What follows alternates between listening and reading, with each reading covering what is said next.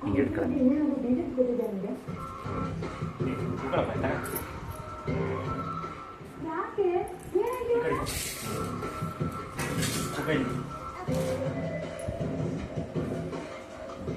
ನಾವು ಅವಾಗಲೇ ತಲೆ ಕೆಟ್ಕೊಂಡಾಗ ಜಮಾ ಮಾಡ್ರೆ ಇವಾಗ ಯಾಕಿರಲ್ಲ ನೀನು ನಾವು ಅವಾಗಲೇ ಇವಾಗ ಫ್ಲಾಶ್ ಆಯ್ತಾ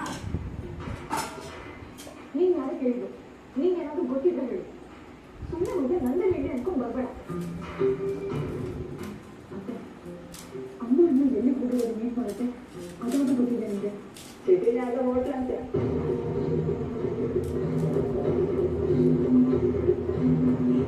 ಗೌರಿನ ಹುಡುಗ ನೋಡಕ್ ಹೋಗಿದಾಗ್ತದೆ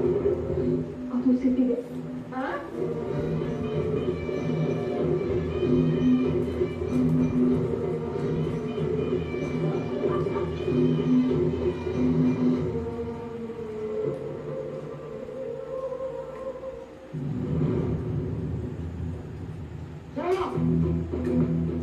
ನನ್ನ ತಂಗಿ ಕಾಯಿಲೆ ಬಗ್ಗೆ ಮಾತಾಡೋ ಮುಂಚೆ ನೀನು ಇಲ್ಲಿಂದ ಸೇಫ್ ಆಗಿ ಹೋಗ್ಬೇಕು ಅನ್ನೋದನ್ನ ನೆನ್ಪಿಟ್ಕೋ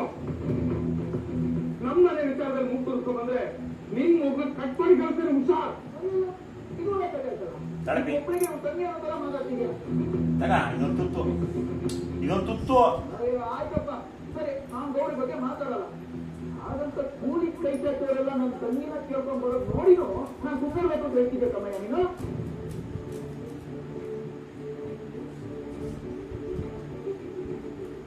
ಓ ಅಂದ್ರೆ ಈ ಸಂಬಂಧ ನೀವು ಓಕೆ ಅಂತನಾ ಬಿಡಮ್ಮ ಸಾಕು ಬಿಡಮ್ಮ